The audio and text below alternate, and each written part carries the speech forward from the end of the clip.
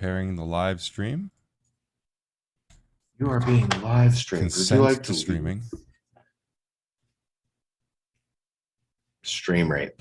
It's when you get streamed against your own will. All right, we are live. Welcome everyone to the Specimen Max launch party. So for everyone in the future, for the audio channels, it is May 19th, 2022. And this is our second podcast in this kind of series with the boys at Glaxon. So Michael Bischoff, Joey Savage, thank you so much for joining us. And of course, we have Mike Roberto, founder and CEO of PricePlow, with us. How are you guys? We're doing awesome. Happy to be here. I'm just looking at myself delayed on the screen. Yeah, Shouldn't do we'll that. Yep. I pause it and mute it so you can watch the chat, but I can't watch myself. Yeah. Well, I've got the pop-out chat going on. I'm able to watch. Oh, you were us. on the wrong screen. That's why. Oh, Yeah. the Yeah, pop-out okay. chat. That's smart. They have pop-out chat. Awesome. That's what I did Yeah. last time. We're doing great. I mean, it was another hectic, busy Thursday, but We don't have definitely many, looking forward to this all day. we don't have any weeks or days anymore that aren't all that hectic. Mhm. We were just having a kind of a cool talk about GNC in Alaska. So have you guys been to a lot of GNCs? far? Not enough. Not enough, but we've probably been to a couple dozen. Yeah, probably about 25 Yeah, we're due on another one of those tours. tours. But yeah, there's some new GNCs opening next month, and I think we'll be there. Just I think a little bit north of Dallas. But The boots on the ground process is really cool. Like seeing your product on this in the store and getting to see the people who get to interact with your product. yeah, it's kind of wild. Hopefully we don't I feel like I'm gonna look back on like some of this stuff and I'm like not gonna remember it because it's so there's just so much stuff that's not done that needs doing, and so we're kind of nose to the grindstone a lot of the time. But yeah, every once in a while I look up and I'm just like, oh my God. Like that video I sent you on TikTok, like that. Yeah. I don't know who that is. We didn't send that guy a tub of Specimen Max. But if you go through the thousands of comments, there's for me anyway, it's crazy that there'd be that many people who've already consumed the product that are having things to say about it. So that's all that's a good feeling. Yeah. To be able to put product in that many people's hands. So I want to get into the whole Specimen Max and everything, but one question I have while we're talking about GNC and being there, your products, when we first started talking about them, had to be conveyed or almost kind of translated to the end consumer, because a lot of consumers didn't understand Glaxon yet or the different formulations. Have you guys had to do that with GNC? Well, it's still going on. It's still the same. I've talked about this a little bit before, but it's we have you guys in your community and a lot of day one supplement super user folks that Sure. know a lot about our products, and they're not so startled by maybe something a little bit different that we might do. And then there's this other audience that now we've got enough product out there where we're touching points with them.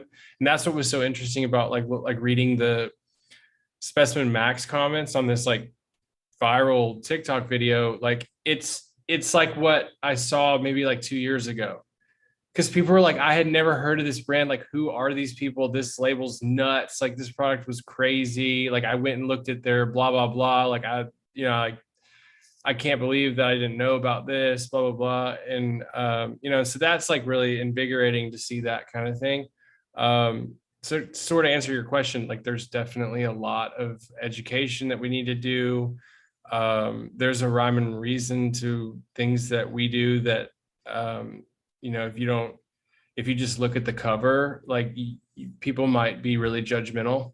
Oh, this product's weak, or this is too expensive for this. This is you have to take 2 scoops to get a full serving. This isn't this is a ripoff kind of stuff. Really low hanging things.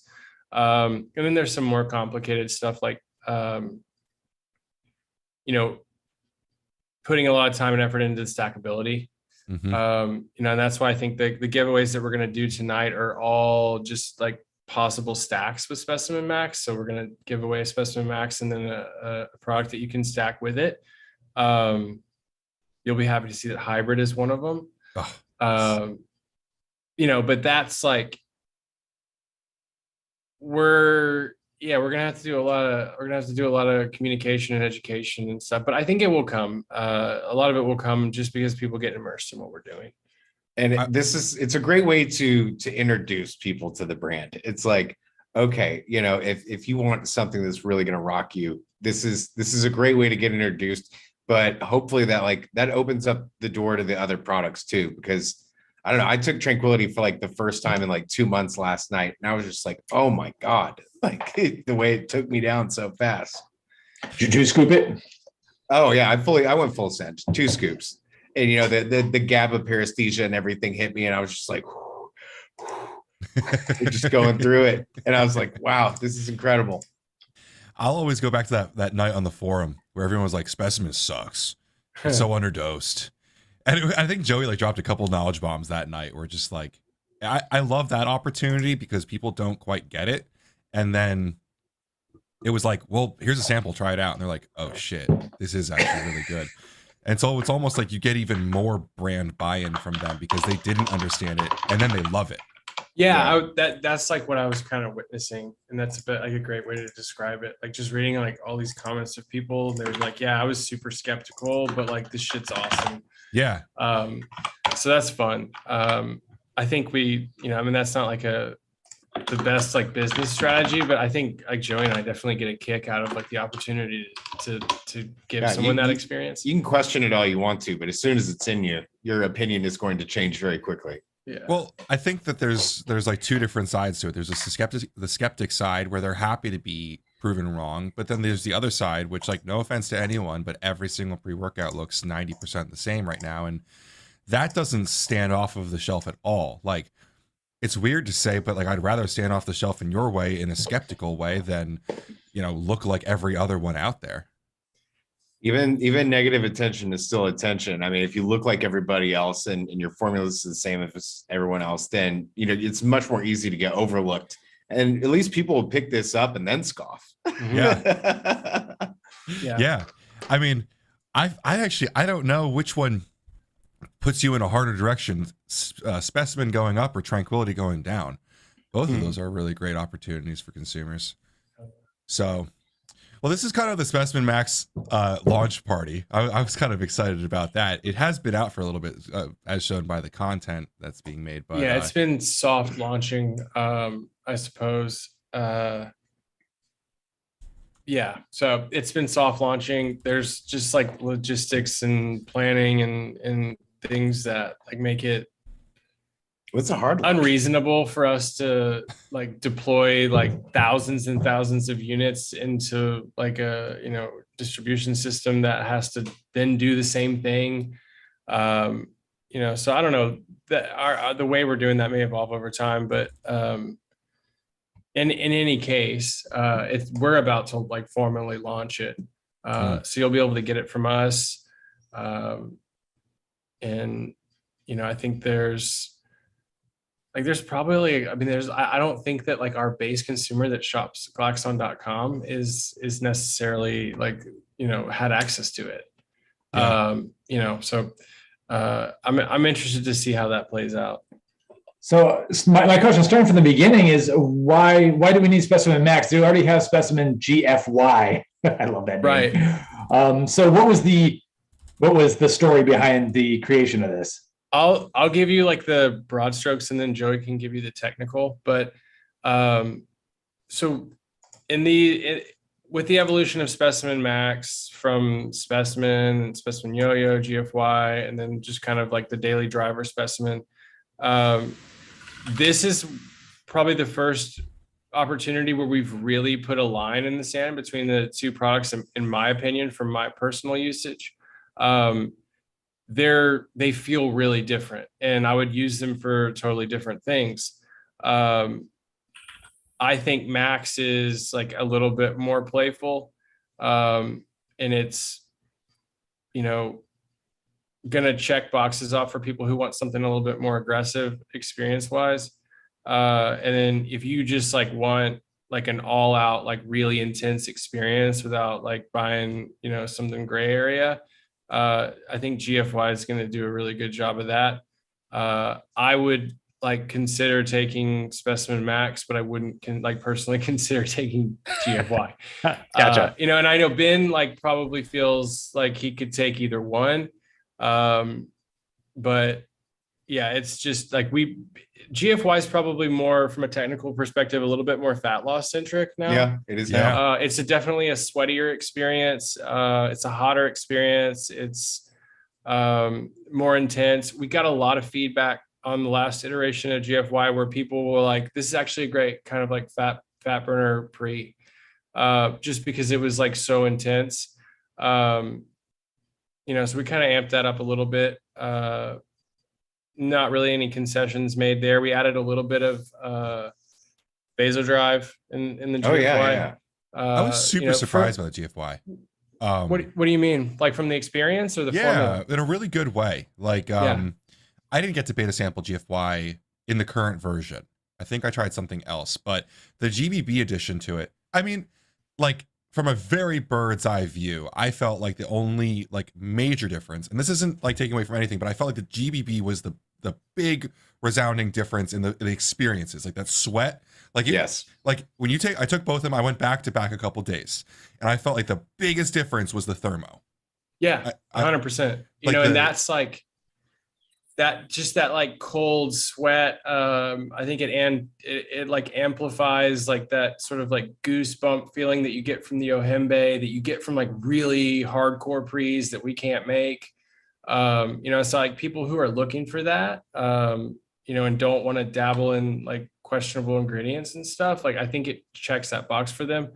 The vasodrive is like really more or less just like a subtle like jab at some pump and like to keep people's blood pressure in check, and kind of keep that like in the realm of sanity if it can be. Well, the story of GFY is kind of important for what for what it does, right? I mean, like brick and mortars were asking you for like, give us the hardcore stuff. Do a DMHA pre or whatever. And I think that story has played out in our decisions that we've made on like really all specimens except for the regular one, like the more daily driver. Like the yo-yo is definitely kind of like aimed that way. And then the GFY was just like, now we're going to make it like certain, you know what I mean? Like if you're going to just look at the Sutbags panel and be like, oh no, it doesn't have like anything sketchy. So like, I don't really want it, blah, blah, blah. This is for like this is so that like Joey and I can get the gratification, like when that person takes it and like, you can just see on their face that like, they were like, oh, okay. Like maybe the sketchy pre that I was buying, like doesn't really have all the extra stuff too, or, whatever.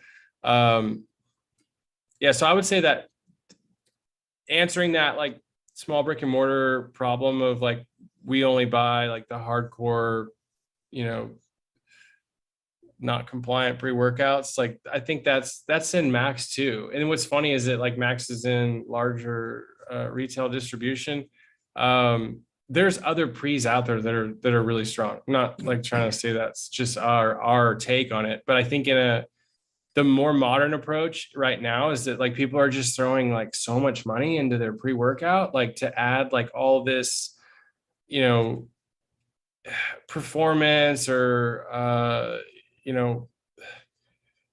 maybe things that don't need to be taken pre-workout, but they would definitely help you with your workout sessions, but you can like take them every day and like, you're just going to throw it all in there and you don't need to buy anything else. Just take this like pre-workout. That's definitely not our approach. Some people might look at our pre-workouts and be like, oh, this is kind of a kitchen sink approach, but it's not in the modern era. It's not a full kitchen sink. No, but like 3 or 4 years ago, like, Specimen Max would have been like a really loaded pre. Not that it isn't, but it's just like, it doesn't, we didn't add 6.4 grams of beta alanine. We didn't add, like 5 grams of this and so on. It's just, it's still an experience product. Like I've always felt You've never done creatine pre-workout, have you? Usually that's right. I've always felt like you guys were curating an experience, and right. And by like taking these different ingredients and like bouncing them off each other, it wasn't like, oh, we need creatine, beta alanine, citrulline, boom, boom, boom. That to me, kitchen sink is like, oh, we have to do all of these things. Like, I feel like that's the succumbing to the pressure of needing all of these ingredients by the industry, whatever. But you guys are creating an experience. I mean, it may look like a kitchen sink because it's a lot of ingredients, but I think you guys have created, I think it's a very comfortable experience. I know that some people think it's like super hardcore and everything, but I've always kind of found GFY to be euphoric. Like, there's a fun aspect to it. Oh yeah. Well, No, and that's the thing about pre-workouts is they're pretty much there primarily for the psychological experience to get you energized off the couch and in the gym. Secondary is the performance part of it. Yeah, and it's not something that, each individual user can qualitatively feel every time. They can't feel the increased power output from the betaine and the creatine and that kind of stuff, or the buffering of lactic acid. You don't feel that, but you might be able to work out for longer, but when it comes to a product, coming up with different ways to make the customer feel it. And that's definitely something where GFY kind of stands apart in its experience, is because when you feel GFY now, it is as though you've been working out for 3 or 4 hours, because there's so much sweat and so much going on, and you probably could work out for 3 to 4 hours. But you should drink a lot of water. I definitely could on that. So it's kind of funny because when we were at your guys' headquarters in November, we had a quick conversation where we wanted to talk about the next version of Specimen, and Michael was like, we shouldn't talk about this because nothing we say is going to be true. Yeah. A little bit of what we were saying was true, but a lot did change. And so I kind of want to revisit that conversation, looking at Specimen and looking at Specimen Max. Like, what was the story going? What were the different landmarks of this formula changing? Was there like a reason? It was like open heart surgery, and we just had it laying on the table, and we're like, okay, we need to make a statement here with this product, in GNC. What isn't really contributing to the overall, the experience, right? So, we took taurine, we ripped that out, and we take the theanine, we ripped that out, and we were looking at betaine nitrate, and we're like, could this be compromising our stims in this? And so we decided to rip that out. And, we took a lot of major parts out of it, but then we started saying, okay, if we're going to trade this thing, there's got to be a concession made where we have to bring something back in. So in that pump aspect, we went with the sodium potassium nitrate combo, the electronitrate blend, which is it's nice because it's efficient. For the gram per gram, you're getting more nitrates with the sodium potassium versions than any of the amino acid salts. So we figured that was a nice, like a little efficiency upgrade. The taurine not being in there, I mean, we've got taurine in a handful of other products. We've got it in our amino. We've got it in a lot of other different things. It probably isn't contributing much in a pre-workout standpoint, and it competes for the same transporter as beta alanine. So we figured that that's probably better placed somewhere else. And then the stimulant end of it, we lost our beloved halostashine, or at least for however long that lasted. It didn't last very long. So, we didn't have to lose it, but we made a choice. We didn't want to file an NDI and do all that kind of stuff. It just turns out. Are we going to be heroes, or are we going to put a target on our back? It's hard to tell what's going to happen if you go and do something like that. Yeah. And then for anyone that cares, but part of the issue with the halostashine is sourcing it like where it's actually a plant extract, and it's not some synthetic like 80% that's blended into like maltodextrin or whatever.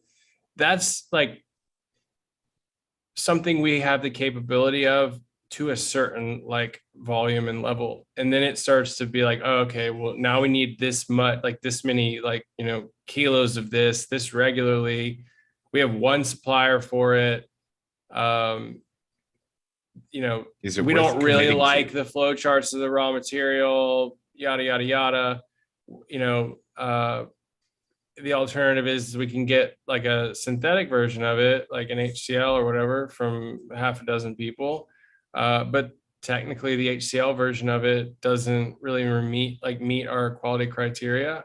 So like if we're gonna put a product out that's gonna sell like really well, it's you know, it's like, okay, we're just like putting something out there that we know we're gonna have to change for a reason that we really don't like. I will say that when we kind of deconstructed the core of Specimen to get to Max, like I haven't personally demoed a pre-workout that we've launched like that much ever. Like I took this thing like probably 10 times, which is a lot. Like I don't take like Yohimbe pre-workouts. I don't take stims before I go to the gym. I work out late.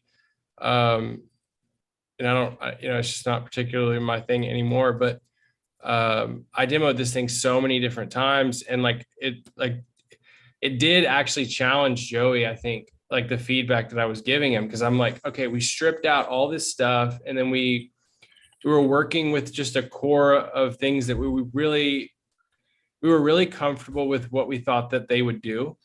And then we'd add something in and then add something else in, and then it would like disrupt how that was, hence like the taurine. We even talked about and the the ginseng tingles for and a the while. I mean, paresthesia. that was an idea that we threw at it and it just didn't stick. So we pulled that and went with a different thing. Trying to like make sure that it works fast enough, like that, like, can we play with the osmolality of the product? Like, can we get this to digest faster? Is there something holding that up? Like the earliest iterations of it, like it was hitting me like way too late. And it took us a while to sort of rework that. I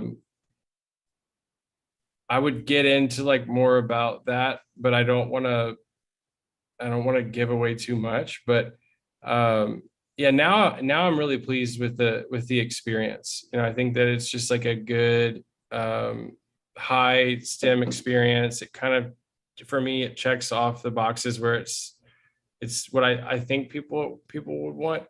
And it didn't leave me feeling like bad, and I think that the nitrates do a really good job of that for me. Like when if I have a super high stem experience and then I'm on nitrates, they kind of curb how that levels off better than citrulline. And there's like a whole, Joey could get into maybe some technical reasons for that, but it's very interesting how nitrates paired with stimulants behave differently than other things like citrulline and arginine and so on. They have a more significant effect on definitely decreasing blood pressure acutely than the others do. But it's one of those things like you're bowling with bumpers kind of deal, where you're just trying to really thread the needle on not going too far overboard, but then like pulling back on some of that stuff like we did on the betaine nitrate, to where you do reach this harmony of where you can push it this far, but also have a couple of safety measures in place just in case. And then other than that, like, I feel like there's some undiscovered stuff about nitrates and what they do that really just hasn't been fully elucidated yet. I think there's more going on than just what's going on with nitric oxide. And then with that, threading the needle between like the super high energy and then, keeping, your blood pressure in check. There's, the anecdotal evidence that we've gotten from like our beta testers, and shout out to everybody from the Discord that did take this in a beta test. And they said that they felt like the energy would just become more intense the further time went on, to up to about like the 1 hour point. And then it was just bananas after that. So the other thing is it lasts for a long time too. So it'll linger well after you're done working out. So, hopefully, we don't have too many people saying, oh, there's a crash, because it's just going to stick with you for a while. I thought it was so cool to see that, because I texted Michael separately. I wasn't in the Discord whole setup, but I told him like it just kept getting stronger and stronger and stronger for me. And I actually drink my pre-workout when I start stretching at the gym, because I want the peak to kind of hit me in the middle of the workout, whereas like as opposed to kind of being all over in the beginning. Because I to be fair with you, GFY and Specimen Max are like my leg day essentials. Like that's usually what I go for, and it takes me a decent amount of time to kind of work into leg. So I want that to hit me actually like in the deep part of the workout. But it was like I was getting into like secondary and tertiary exercises, and it was like just kept going. It just wouldn't stop.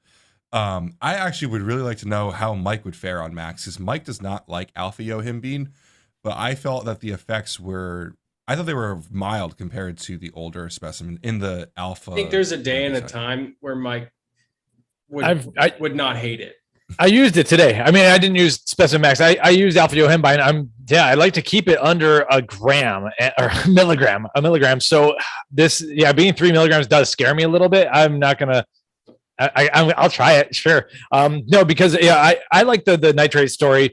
I personally have always believed that I'm a big potassium guy, and I've always wanted to see more potassium nitrate in supplements. And I see you have sodium nitrate here as well. So that alone, that excites me. But yeah, it's kind of, I find it's very interesting that stims definitely hit me less hard when the nitrate dose is very high. So I love what you did here, because it's a noticeable effect I have with some other supplements where I normally don't want near 400 milligrams of caffeine, but when you start going high nitrate, then you do. And I don't know if I want to like go down that. I like the path you went down better, just to put it here. So, and then I've made many videos about it, but the Rhodiola you used, we haven't gotten into that. And I think that's going to, that just feels good in general. And before the podcast, I take Rhodiola Prime myself. So I guess that is one different inclusion here. You have a Rhodiola crenulata extract in Neuro 365, I believe. Is this the first time you used it in a pre-workout? Yeah, actually it is. And at first I didn't know that Rhodiola Prime was crenulata. I mean, we have a separate crenulata that was just completely allocated to Neuro 365 because it rolled out long before this.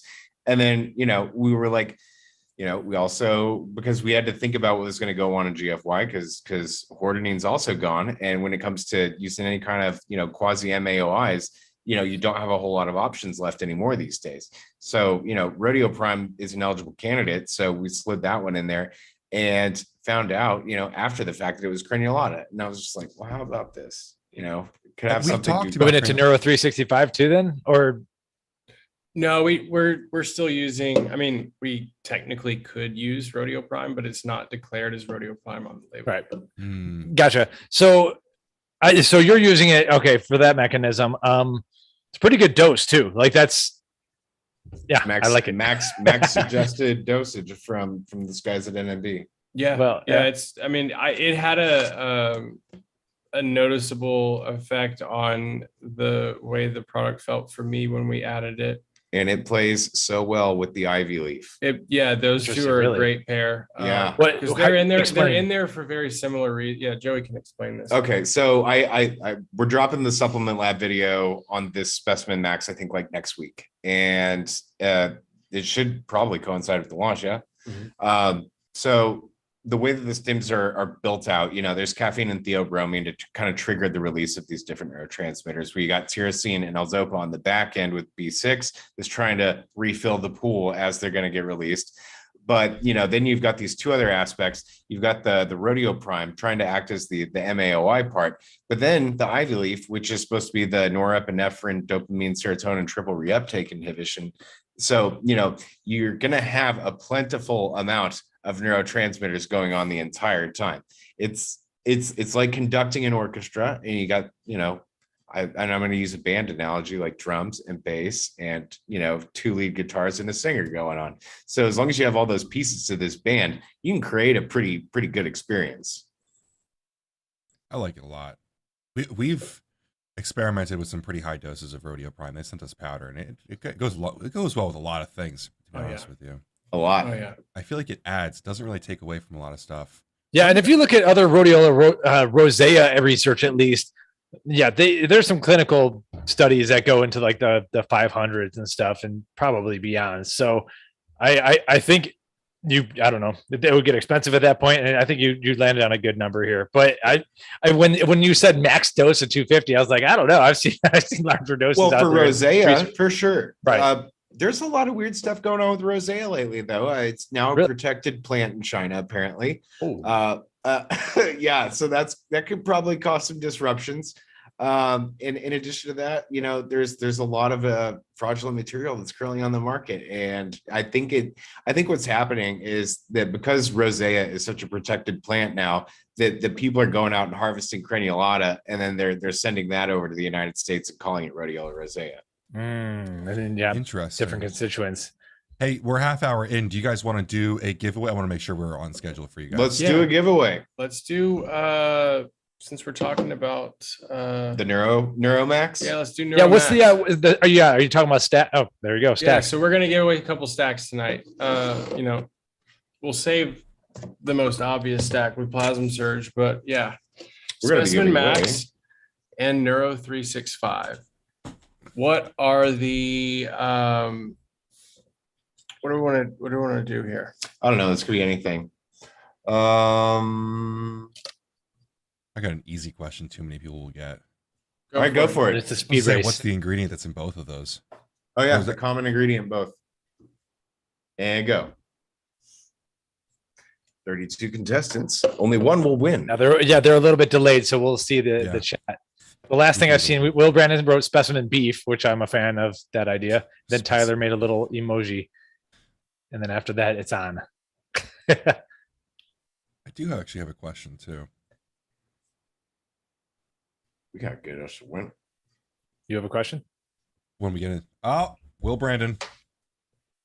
You're gonna have to be more specific. Yeah, no, it's not Rodeo Prime though. Aaron Wild's close, but No, we just talked about Rodeo Prime not need being in. species names. You got to use the species. There you go. Species. Okay, All right, Aaron got it. Aaron Wild. I don't know Aaron Wild. Got it. Yeah, there you go. Awesome. Aaron Wild, please reach out to me on Instagram or on our Supplement Yeah, Lab if you Discord. do Alec not Phillips. reach out to Rodeo Joey, News. you will not get anything. Did we have some that did it never? Yeah, we did have a few stragglers from the last podcast that like did not reach out to me, or we Yeah. didn't have a formal process in place. So yeah, Aaron, definitely get at me at Supplement Lab on Instagram, at Supplement Lab on Discord, at Supplement Lab on YouTube. Find me, and I will gladly send you this combination of Neuro and Specimen Max. I'm gonna need to know flavor. So this is available in Alien Pop, totally classic, strawberry kiwi, and watermelon gummy. Get the watermelon gummy. It's my favorite. Ben, have you tried all the flavors? I have not. Oh, You know what's funny? There was on the that like TikTok that had 1.7 million views. There's thousands of comments, and I got sucked into the void, like reading them all because it was about Max.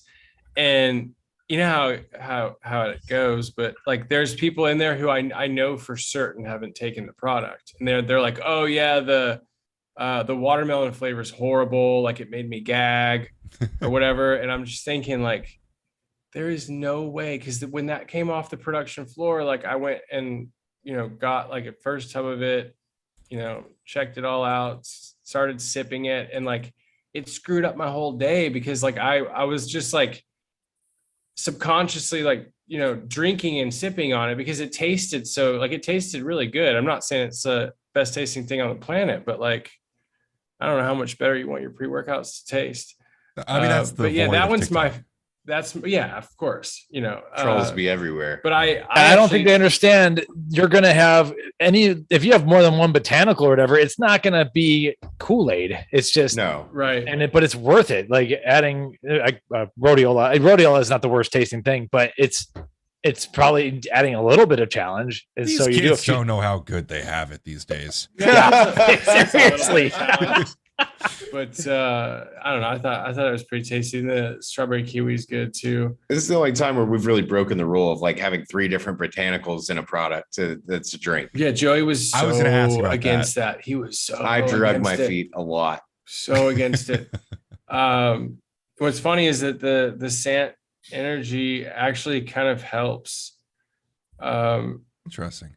Like Yeah, that's used as a flavoring agent. When we were digging around, because there's not a ton of research. Yeah, so I it's started poking around and I saw that it's actually it's a clever It masks things. clever little ad. That was not intentional. That was a happy accident for us. A happy accident. I love it. Yeah. Yeah. So question for you guys on Specimen Max. So we talk about adding stimulants and then using nitrates to pull it down. So at what point do you consider like, hey, if we have to add this stuff to bring down the stimulants, at what point do you consider dropping the stimulants down and using less of that? I don't want to say downer, but you kind of know what I'm meaning here. Did you guys go through a few different iterations where you played with that balance the other direction where you drop the stimulants? Yeah, we did. Early though, the main issue for me when I was trying it out is that it was delayed and then it wasn't intense enough. And there was some stuff that we figured out. At first we were like at first the nitrate dose was quite a bit higher. Not that it's low now, but it was quite a bit higher. And I was just like, hey man, the nitrates are like taking all of they're just like taking all the strength out of this. So we lowered them and then we lowered them. Did a few formulas where it didn't have any. Yeah, did a few formulas where it didn't have any. And then sort of learned a little bit about Sant energy and like how it does like a really an interesting job at sort of balancing how stimulants feel for me. And so then we were like, okay, well maybe we need more MAOI to push back against that. We didn't want to lose the Sant energy because it's kind of like a staple. Yeah. And we wanted Specimen Max to be similar enough to the regular specimen. I don't know if you have anything technical to say on that, but it just took a lot of trial and error, it going up in stims or down in nitrates or vice versa. I would have to say that we probably went through over a dozen different versions of that formula. And I've really got sick of making samples for it because I've got like 5 or 6 different tubs in my lab right now that say specimen V3 on it, and they're all different. I would love to see like the timeline over that time. It's like, nope. All right, we're getting close.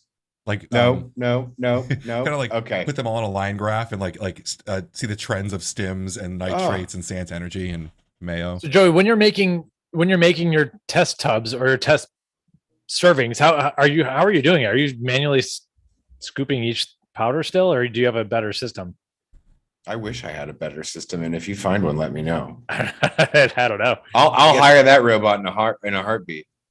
So you're just weighing and weighing and weighing. What are you going to do with the other? So are you doing one serving at a time, or like how much do you mix? Let's say 400 milligrams of caffeine per 2 scoops here. What do you put in your samples? It depends on how much patience I have. If we think we're getting close, I might do like 30 or 60, or in one case, like when we were doing the early stage beta test, we made 100 servings of it. Now, okay, like, wow, protein tub.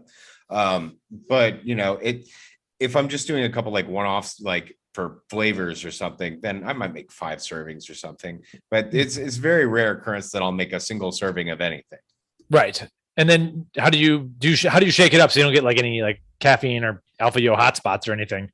Oh, there's a couple of different ways. So like if you have to have like a sufficiently large container relative to the size of what you're doing. So the specimen that I did the 100 serving of, there's a method that's actually, as far as like R&D wise GMP, it's a recognized method where you take a trash bag and you have like your 1 or 2 kilos of material and you put it in there and you take an air compressor and you make it into a giant balloon, and you do the tumbling that way for like 15 minutes where I'm just sitting there like I'm playing with this giant balloon full of dust until I've done enough inversions. I remember in like analytical chemistry when we were playing with liquids, they said like as long as you do 33 inversions, you should be okay. But when we're mixing powders, we just do it on time. Cool. All right, there's a decent question in here from Tyler Guest talking about his dosage timing. So I asked. Tyler's using it for work is one thing you should know. Wait, no, I thought he was saying. He works all day. I know Tyler in exactly the context. So Tyler works and he's stacking boxes on pallets for shipment for grocery for Publix. And he starts obviously very early in the morning at like 4:30. Yep. He's splitting the max dose at 4:30 and an 11. Now, all right, I've got a side conversation I'll talk about after this. I think that's a fair thing for him to try. Try that the first time. Second day, do 2 scoops at one time, then see how that goes. So yeah, he's doing like 1 scoop at 4:30, 1 scoop at 11-ish, and then working out at like 2. That's. I mean, if he's still got enough power in the tank by 2 o'clock, that's great. Kudos to him. So I had a theory, and I was wondering about developing a clinical study design on a very simple idea of, does caffeine suppress appetite? And if it does, how much? And all the different things you would want to look at. And when would you want to dose the caffeine in order to have some sort of an impact on hunger? And my theory was that if you ingested caffeine at approximately 10 a.m., that by 11 a.m., you would know whether or not it had an impact on hunger. That's assuming that you eat breakfast at 8 and you eat lunch at noon, like, a typical normal person should. But the idea would be to look at, this could translate to like other drugs as well that potentially suppress appetite. There certainly are some that anecdotally do, but it's not really found in like the scientific literature. No one's really going out and saying, we're going to see, the effects of 3 lines of cocaine on someone's, hunger hormones, right? Because there's an interplay that's going on between a combination of things, the compound itself, the neurotransmitters and stuff that it's eliciting the release of, and then those things having an impact either on the brain or on the actual hunger hormones themselves. So my theory would be, if you were to do something like this, then you would have to be tracking the dose of the compound, whether it's caffeine or what have you, then the neurotransmitters that subsequently are supposed to be flooding your CNS after that, and then the hunger hormones in response, followed by a qualitative type of survey where you have some control days finding out, whether or not, your 11 a.m. level of hunger on Tuesday when you don't take caffeine is any different from your level of hunger on Wednesday, when you're actually taking caffeine. And to me, other than like the biomarkers, it would be a cheap study design, but no one's definitively like done a study showing that caffeine suppresses appetite. And I would definitely say that it does, anecdotally. Anecdotally, I agree. I'm thinking for Tyler, I want more of the Specimen Max to hit for that workout. I don't know. I would probably just drink coffee in the morning and see. I don't know what we're allowed to recommend and how big he is, but I would do 100 milligrams of caffeine to get the day started and try to like load my 400 milligrams a little bit closer to the workout personally. But I don't know if I actually. Yeah. So we were talking. He does loading. He does that in a cooler. So I think he should take GFY to stay warm. Oh my God! Wow. I don't know if the GFY will help him stay warm. I think he's gonna have icicles on his nipples like halfway through the shift. Yeah, take hybrid. Yeah, I mean, he will be because of all that perspiration. That's the body's mechanism of cooling off. You do that in a cooler. If you're sweating in a fridge, I mean, you're going to be like Jack and Rose on the Titanic, sinking in the cold Atlantic Ocean. Fair point. I just feel warmer when I take it, though. But but if you go somewhere nipple like icicles, super freezing, that's where I got you. Yeah, I don't want those. I don't want Tyler to be dealing with those. But it's kind of a fun topic though, because a lot of people do ask us about, I don't know about your questions in Q&A's, Joey, but like they ask us like, how do I use this pre-workout for work? Tyler's a good example of that. He always asks, but a lot of people aren't, 6-day-a-week trainers. They use this stuff around their life as well. So, a lot of people have labor-intensive jobs. I mean, could you imagine like a concrete worker? like we're talking about taking this and being at work the whole time, like if a physical job, a physically demanding job. Oh yeah. I would use like a hybrid though. I would have to agree. Plasma surge, goon. Goon. Yeah. I wouldn't really want like Yohimbe for long work. But then again, like I can appreciate how some people might have an appetite for that. So I would goon hybrid it until workout time. That's what I would do. So do you guys just have an extra hybrid you're willing to give away tonight? Like, is this like an old bottle? No, we still have like a quantity that isn't large enough to put in wholesale because then it will just be gone. Okay. So we're hanging on to it. But I think we'll,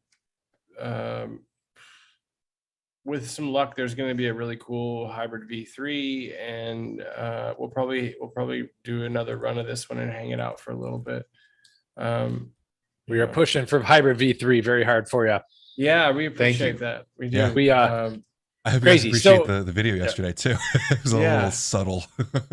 Yeah. Thank you for the layup. So I think that there's some, like, and I don't want to derail this, but I expect some point in time, hopefully at some point in time, we'll have a whole podcast on ketones, but we've been fans of ketones, not as like a fat loss or keto diet, like supplement, for a long time. And it literally stacks with everything we make. Like, you could stack it with NAD synergy, and there's like some cool, Longevity going on with the mitochondrial health. You could stack it with Goon, with Neuro-365, with any of the pre-workouts. You could stack it with, and for those people at home who just don't know, like, taking these exogenous ketones, it just really feels good. Like, it provides a palpable brain buzz kind of effect that is unlike any kind of stimulant or probably any kind of substance that you've ever taken before. Yeah, and it got lumped in with the keto diet a bit too much, and fasting for a while and getting into ketosis, I think, also feels great, but yeah, it doesn't need to be just for keto people. That's just where this product was originally marketed by the people who originally licensed it and all that. But there's just so much more that can be done. And I think there's new studies coming out we might be covering, hopefully, talking about like anti-anxiety effects that have been demonstrated and all sorts of stuff. So it's definitely more than just like, ripping fat off your body and generating ketones, use that as energy, like adding. Yeah, and it doesn't really encourage fat loss. Like, it's calories. I mean, well, it can spare glycogen. It can spare your muscles from undergoing any kind of gluconeogenesis. The muscles will prefer fat for the most part as their main fuel source. If you're doing that, but if you consume it though, I mean, you're not going to. Your brain's saturating yourself with an energy source, and so you're going to stop burning fat, at least acutely, for that energy, which is Agreed. what makes people feel better.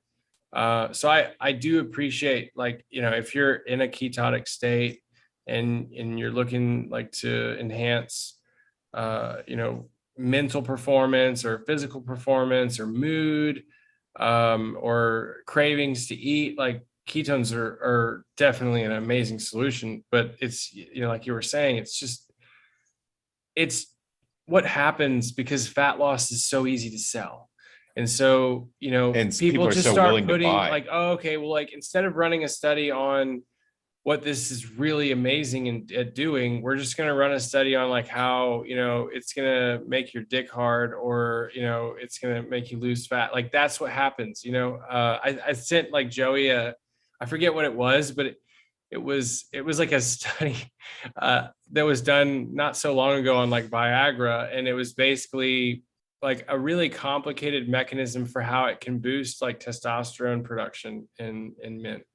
And like, the only reason that study exists is because it's really easy to sell like erectile dysfunction medication, and like, it's going to boost my testosterone too. Yeah, exactly. So no, I better buy some.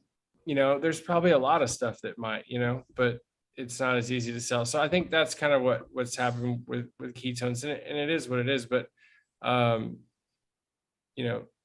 with help from people like you, I think we're gonna be able to push out, a lot of units of a hybrid that's gonna open some eyes.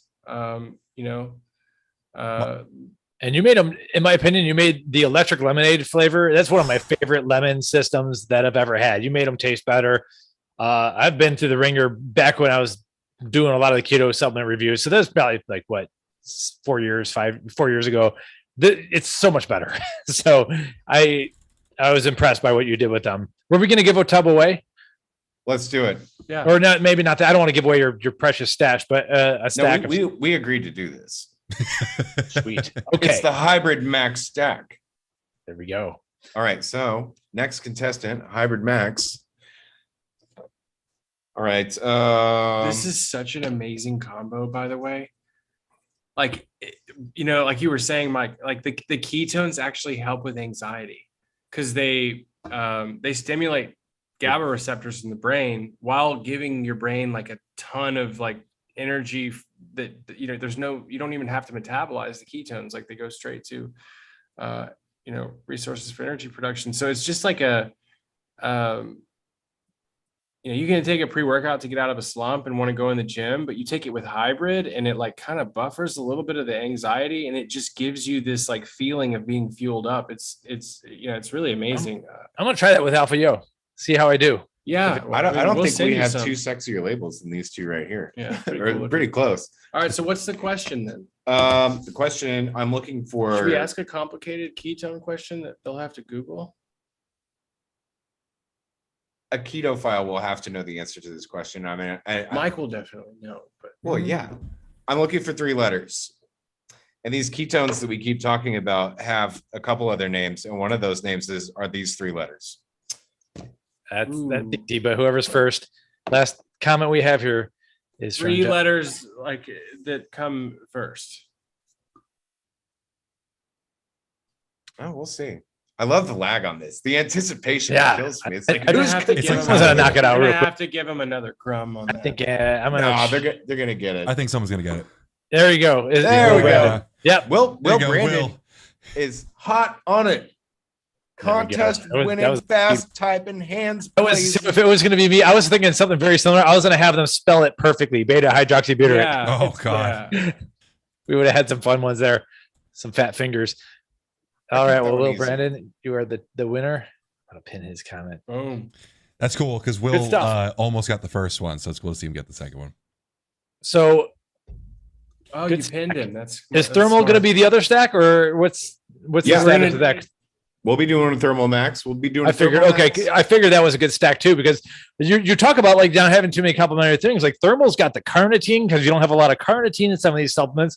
Makes sense. You want that, get it in thermal. Then you have the mitoburn, GBB, and I hope that like the kitchen sink like approach like doesn't get too much traction, because like being able to stack this for different multi-use, like like there's a day where I would take it with thermal. There's a day where I would take it with hybrid, or both. Like, and you can't put that much money in a tub. You just, you go out of business. But well, it reminds me of Joey in a past life when he had 2 different containers together, and you could change the amounts. And the modular stims. M5, right? Yeah. that was you. That whole thing. And then it ended up being like some sort of C4 on the top. It was It was like a builder and a stim. Like I loved it. Okay, yeah, I was sent that tub way back with an associate over there, and I loved it. But the little tiny stim scoop, it tasted really good too. Facts for that. We had 2 separate subfacts. So this had a So it was subfax. 2 products This in had a one subfax. Containers screwed together. Were they separated screwed by a onto each wall? other. No, they screwed onto each other. Oh, okay. So they were 2 separate containers. Yeah, and but it was Otherwise one label that had like this perforation on it and everything, and yeah, we had to have like a tiny scoop for the stimulant portion of it, and then like for the builder portion of it, we had this monster, or not a monster scoop, but a bigger scoop at the bottom. Yeah, we got to do something like that, like someday. Well, what were you like build these together and form the Megazord of No, Glaxon? I want like a machine that like you load all your stuff into it, and then Well, it's the machine that Mike was talking about earlier. You pinprick your finger, and it reads your blood for the day, and it's like, hey, here's the recommended curation to have maximum performance. Would you like to? We'll eventually get there, I brain think, if your certain electrolytes are low, or yeah, certain B vitamins are low. That would be cool to be able to just bolt that on to whatever. But at the same time, I don't want that going into the cloud or anything. I don't want people spying on my blood work. So that's where I have one without privacy the other. concerns there. Exactly. We should build that robot. Yeah, someday if we sell enough Specimen Max. I do think it would be cool to see like different portions of that curated experience, right? Your stim, your focus, your pump, Maybe we just get really, I don't know, Well- that'd be like a question for the audience, but you know, like would it matter to people if we started like curating like stat like you know, more technical stat kits, like, you know, pre-kitted out, you know, or would you guys rather just like figure that out for yourself and buy? There's just too many permutations of it.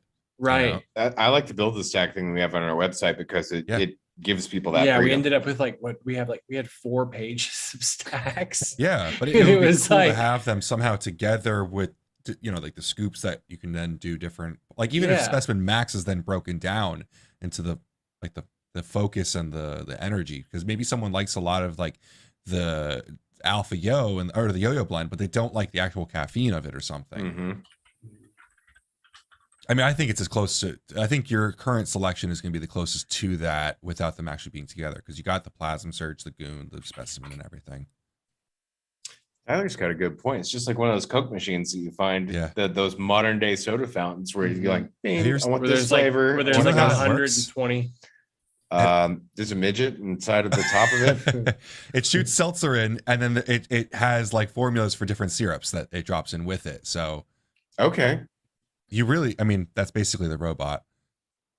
What, there's just like there's only 4 syrups? No, there's like 25 Hundreds. different syrups. Yeah, yeah. Probably way more, but yeah, there's a lot of different syrups, and they're literally creating it for you. Right. Yeah, on the fly. It just like, you know, Yeah. carbonated water and an X amount of, you know, all the ones Because you like pick. in the past, if it was like those 8 ones, you get, you know, Coke, Mountain Dew, whatever. But now you can do Coke Cherry, vanilla, Mhm. Sprite. Like, so there's, Yeah. I love those. I always get that at the United Club at the airport because they have one of those like big red machines and you can do like the permutation soda. I don't know that there's like a lot to unearth, like when it comes to getting in Customization yeah is a customization logistical supplements. And nightmare, I think that's like where but it's a good um, fantasy. but like, so we're trying to do that, like just because we want it, and you know that's where it's why we have so many SKUs. Like my wife was like giving me a hard time the other day because I've got this like I've hijacked this cabinet area in our kitchen, and it's like it's kind of like weird for her or other people where they're like you're consuming like 10 of your powders a day. Like, why would you do that? I'm like, oh, they all have a different purpose. You know, like get up in the morning, have a little bit of goon, you know, then I'll have some like thermal, the pre-ethyl ester GBB thermal, the ethyl ester, like where it's at now is that like, I can't handle it. I'll sweat for like 7 hours straight. You know, that some plasma surge every day. Been going on some Super Greens Immune every day for a while. Trying to think, hybrid in the afternoons. Astrolite if I feel like I'm, you know, dehydrated for whatever reason or sweating too much. Thermal, or I mean, And we're not even talking about capsules. no, we're not even talking about capsules. This is just the powder stuff. Protein after workouts, collagen and Tranquility before bed. I haven't been using Xeno as often as I should be, but like that's just kind of a disgusting amount. Like when I think about that, I'm like, oh, Well, maybe question for Joey: is there a concern with too much sucralose at some point? I don't know. I mean, taking these, I don't know if there have been studies done that talk about doses that are going to be that high. Not really for humans or anything. Yeah, I've seen like pregnant rats and stuff. It's just not. We need to go talk to the pregnant rats. Find maybe out. that's a way to make the system like super modular. You just knock the flavoring out of all. Yeah, just knock the flavoring out of them, and then you know, like You want if you super curated flavored. if you curated a kit like that, like you could just have A soda like fountain with 25 syrups in it. You need a Well, yeah. strong or flavor. just a flavor just- system to go over all of them. yeah, you just have a flavor system SKU, and then you know people can buy mix them out of those, and then it's just all the powder, so you can. I have I to don't give know. credit. Someone did do that, and it blew up way bigger than anyone. And I think people forget this, but HydroCharge, like the highest selling SKU from Cage, was actually only supposed to be a flavoring system for their individual ingredient products, like their citrulline, creatine, stuff like that. They made HydroCharge to be the flavoring system to go with them. So when you make your citrulline glutamine drink, you can add HydroCharge in there, get some taurine and some Spectra, and it tastes great. That's not a bad idea. I think the only reason that doesn't work is like people just It's too are much of a hassle. Yeah. Oh, they're, yeah, like, for can't be sure. burdened we're to talking do about that. a very small percentage of us who would like to do that and to We avoid have the a- sucralose. It's not. Yeah, I don't think it's really feasible on the We major have a market. 2023 proposition that we made, like for some sustainable things we wanted to do that year that would bolt into this system really nicely. Yeah. I mean, they're But it would only make like this kind of system really only makes sense for like your super user base. Yeah. You know, But I mean, I feel like we're watching the stage turn into. Did you guys see the pinned comment I just put up? Yeah, yes, it's that was hilarious. lovely. Will Brandon, I think he should get another giveaway for that. I feel like we're watching like the world stage of supplements turn more into that. I mean, like look at GNC, you know, like they're paying attention and allowing Glaxon. I want to talk about them coming out to you guys and what you can share about that. But I mean, their own Beyond Raw line, they're trying to bring in those. I mean, for the last couple of years, they've been trying to, but it's really starting to happen now. I feel like it's still 1%, obviously, but like if it could become 5%, that's still something. 5% being like what, more premium SKU usage? Super users super becoming users. a bigger part Oh of the yeah, industry. the demographic for more technical supplements is bigger than ever. That education curve is starting to catch up. Yeah, And 100%. people are starting to know. I mean, You know, that's where I'm like, do we divest all our resources into like, you know, licensed IP stuff, or do we just like keep pushing into this like, you know, monster of curated like ways of looking at the marketplace instead of like, hey, just look at this awesome you know, flavor or you know, like famous icons that like Glaxon's added to their curation, or like look at the like 3 other SKUs that they had, you know, because both are really expensive. Like it's really expensive to have like 30 different SKUs that you can mix and match. Like it's kind of crazy. You know, and so at some point you have to like slow that down and maybe make some concessions. I think we've like, it feels like we had an MPD meeting earlier today, and it feels like we've slowed the pace down on like how many SKUs that we're going to drop that aren't already existing. But there's But still when I so take a much, step back yeah. from that, I like look at it and I'm like, oh no, like it just feels like that. You know, in the beginning, it was like, oh, we're dropping a SKU every month, or, you know, we're dropping 12 new SKUs a year or something. And like, we've just got like the war chest continues to look like that. You know, there's, you know, we're looking at like, you know, maybe doing something for liver. We're looking at doing something for pain, perhaps. We've got. I think that's just being a curious person, though. Like No, it is, but like that's where Glaxon's energy and money is going. Like, you know, like our creative energy and money is like going into like constantly trying to push another bolt-on, like, you know, solution for people that use our products. Well, I was just gonna say there's a growing number of problems. It's, you know, that require someone to help attack. Things aren't getting better. They're getting worse for a lot of people's health in general, on average overall. So it's not like you're just doing stuff to do stuff. There's more inflammation than ever or whatever. So the pain product may make sense. I don't know are you allowed to say anything about pain really, or that's a hard claim. Well, oh, you mean like as a claim set? Yeah. Like I think you can talk about relieving discomfort. Yeah, I think that won't be super challenging. I Oh, mean, we don't make a lot of like really qualitative. crazy claims on our Yeah. on our labels anyway. Serenity but- would be a horrible landscape if you did. That's like one Oh, spot yeah. where you guys skirted around the claims really well, right? Yeah. Serenity's gonna have a V3, and that's gonna be really cool.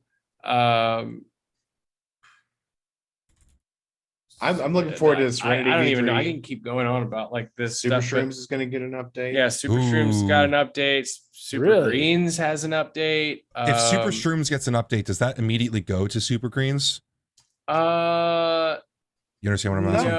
No, it's not. It's just, it's an addition. It's some like nice additions to just the super shroom But the super shroom and- blend itself stays the yeah. same. Okay. There's a really interesting sort of buffering product that I think We talked about we've last talked time. about a little bit. I'm waiting on Joey to get me the sample so that I can demo it in like certain settings to make sure that it's a viable product for people to take it every day. Have you guys? Yeah. So we talked about like kind of like the complications of stims and pre-workouts, and something that Mike and I recently talked about, which I think is relevant, is rutacarpine, helping getting rid of caffeine in the system. We Considered it. spent a ton of time on this. I think right before we launched, right? Like in 2019, like Mhm. summer of 2019. Because we had propositioned I think Michael and I did a lot of propositioning Serenity as like kind of taking it intra-workout so that DR cap hits post-workout and it kind of helps bring you down. Mm-hmm. But the idea of like kind of clearing some caffeine out, I mean, obviously. So the problem with rutacarpine is absorption, Not very good. and it's not the kind of absorption that you can hack with a DR cap. Yeah. So does it work? I think it's got some compelling white papers that suggest that it can do that, but like putting it in a supplement that's going to work, aside from like some topical with like DMSO or something, which isn't actually a supplement anymore. So then that becomes like a whole other thing. And topicals are a lot different with the FDA. Yeah, 100%. Cosmetics, I guess, at that point, right? Yeah, cosmetics. So I would look forward to that a lot. That could be fun. Joey did a whole segment on topical cosmetics with our friend Ryan Buckeye. It was hilarious. Oh yeah. All right. So I think Mike would love this subject. I think it's so for a little bit of backstory. Ryan Buckeye is a professional wrestler, obviously, so he does a lot of the tanning lotions and stuff. No, here's the thing. No one called him out for it, and he was doing like answering Q&A at the tanning salon. And little does he know, I've got a little bit of background in this because my sister worked at a tanning salon when I was in the 12th grade, and I was working at GNC for the second time when I was a senior in high school. So I started looking into the ingredients and stuff. And I'm like, well, what you got there, fella? Well, what kind of tanning lotion do you use? Because I know that you're not getting that tan by, basking on the shores of Lake Minnetonka. That's not going to happen. I mean, when you live at that north of a latitude, you don't get a tan like that naturally. So I said, yeah, well, Brandon is 100% right. He's talking about the tyrosine in the tanning lotion, because the natural process of tyrosination is what helps develop melanin in the skin. And there's all kinds of other stuff. Like if you actually look at a tanning lotion, like there is nicotinic acid in there. And that's where you get like the tingle effect in some of those tanning lotions. And then he is retired now. Thank you. He is retired. But there's a lot of really cool technology that you can plug into a lotion. Or even if you're going out this summer and putting on sunscreen, pay attention to the different stuff that's in your sunscreen. There's usually, a couple main players like homosalicylate, navobenzone, but zinc oxide is actually probably one of the best forms of sunscreen you can get, because it just creates such a really nice physical barrier. Mm-hmm. Gentlemen, I do have to get going. So good luck to everyone. Thanks for joining us and everything. And Ben can keep it going. And good luck to whoever gets that thermal stack. I was looking at that. 2 more stacks to give away. So. Awesome. Let's do it right Cool. now. All right. I will see y'all later. Thanks for watching. Peace out, guys. See you, Mike. All right. Thermal Max. All right. Ben, you come up with this question because we've done it Oh, already. On a Thermal Max, what would you do? thermal has like 2 really fun aspects of it. The first one is that it is a great fat burner, but there's a second claim of thermal. There's, I think, an underrated side of it, another claim or feeling. You guys know what I'm doing here? Yes, you're building it up. Ready. Do you know what other claim I'm talking about? Is this a good question? I don't know. Am I going to ruin it for the viewers? You might. I don't make questions like this. I make the content. I tell people the information. I don't ask them for information. What does Ben think is the second coolest thing about thermal aside from the whole fab or anything? I'm This is interested. so subjective. It could be It anything. is super subjective. It's but they a probably mystery heard me talk box. about it on the Q&A. Yeah, probably. I think thermal's underrated for like a second thing outside of the GBB that will kill you if you take it every day. from Cody pure got it. There's a dehydration. shocking amount of people out there that like do take thermal every day. Cody got it. It's the nootropic side of it. I think thermal is an underrated nootropic for like your day. A little bit of choline in there. Yeah, choline and carnitine. All right, I know like 3 or 4 Codys from this. Is this Cody Cody. Fernley? Yeah, Cody Fernley. I don't know Cody Fernley. You should. He does all of our video. Oh. You know Cody. I thought it was you. I do the video. He just makes it look good. Well, he definitely knows what your opinion would be then. It's a tall order. All right, Cody. Nice You work, Cody. want to combo? Actually, I can just you can talk to Cody if Cody doesn't want to reach out to me at Supplement Lab on Instagram, YouTube, Discord, etc. There we go. There we go. And also let me know which of the flavors of Specimen Max you'd like. So, All right. Serenity V3. Yeah. Sometimes I forget it's going to be V3 because I always thought this one was the first one. But where do you? I'm asking for the answer already. And you can tell me you don't want to talk about it, but where does it go? Does it change claims? Does it change categories, or is it just a stronger version of the same thing? It gets an added feature. It gets slightly stronger in its core features, but then it gets first to market. It gets it will be this ingredient will be first to market. The concept's not first to market, but the ingredient definitely is. We're gonna hold back on talking about that, but it'll actually have better effects for recomp. This new ingredient actually has like some great synergizing mechanisms and pathways with thermal and with slice and that whole white to brown and all that, beiging of fat cells and everything. It plays really, really well into that. Look at that in the last comment there. Oh, nice. That guy is scratching on it. But that's not it. Yeah. So, because I feel like Serenity. I feel can't like be any Serenity stronger. does. I think Serenity does suppress appetite a little bit for me. Well, I should give some credit to. I think it was Phil said before. Yeah. He said that it really gave him a lot of he thought that Serenity was Ryan. better for appetite suppression than caffeine was during our caffeine talk. Yeah, I would say so because I think when caffeine starts to wear off for me, I get like, hungrier than I would have been otherwise.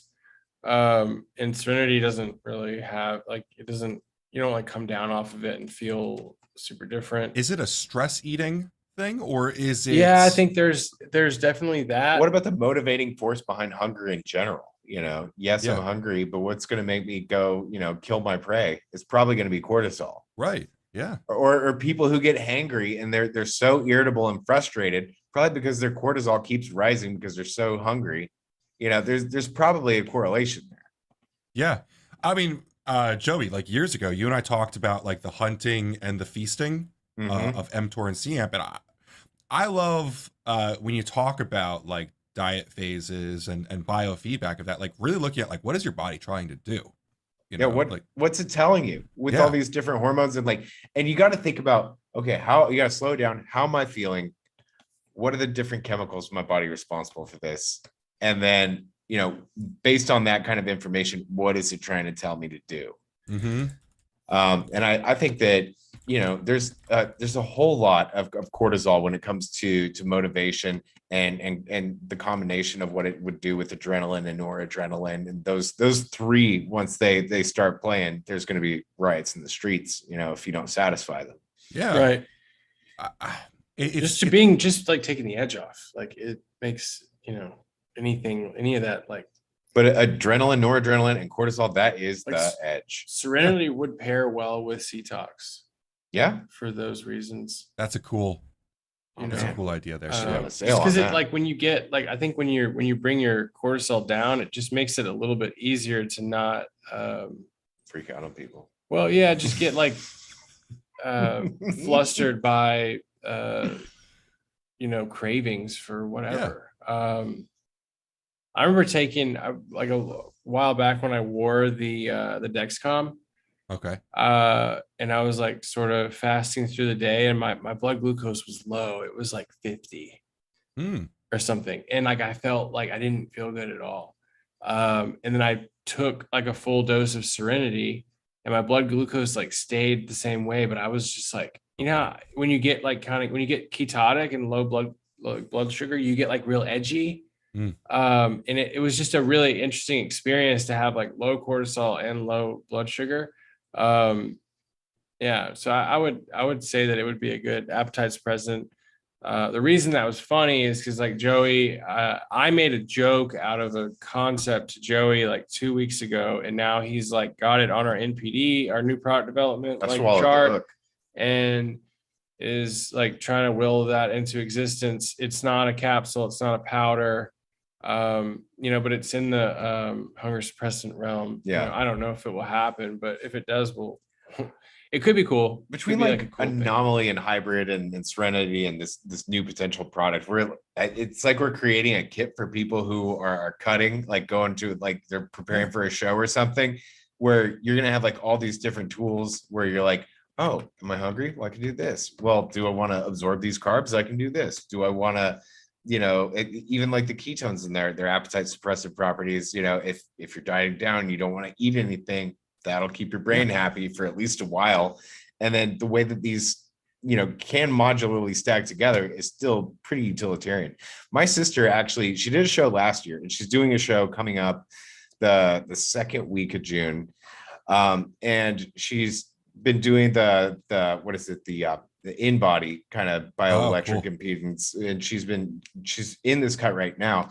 She's only lost a 1/4 pound of muscle, but she's lost like, I want to say 15 pounds of fat in the last 9 weeks. I think it's really ironic because when I first met you guys and we talked about a lot of this stuff, you kind of, and I like it about you guys expressed a lack of interest in the whole meathead side of the conversation. But ironically, through this whole experience, you guys have produced a lot of products that would make it really easy to prep for shows or to kind of do this in a smarter way. We got good chat questions for you guys. Oh yeah, that's what Michael's looking at right now. Yeah. I was just trying to figure out if Joey wanted to talk about sunflower lettuce. The sunflower. Yeah, there was a bit of that in there. Do we want to talk about it? I don't know. That's what I was trying to ask you. I want to talk about the lipidox overall. I never released that video of your performance at supply side. Oh well. Oh yeah. Yeah. No. Well, so we're gonna modify lipidox because sunflowers are getting bombed right now. I forgot about that. That's an interesting topic. Yeah. Well, it's why the baby formula shortage happened. Mm-hmm. It all has to do with the sunflowers in Ukraine.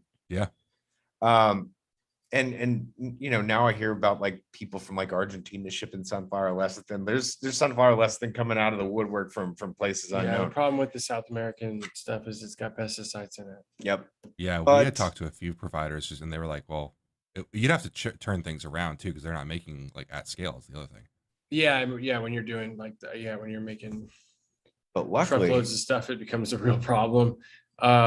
If you're not interested in soy lecithin, there's another source of phospholipids out there. We actually already had it in another product.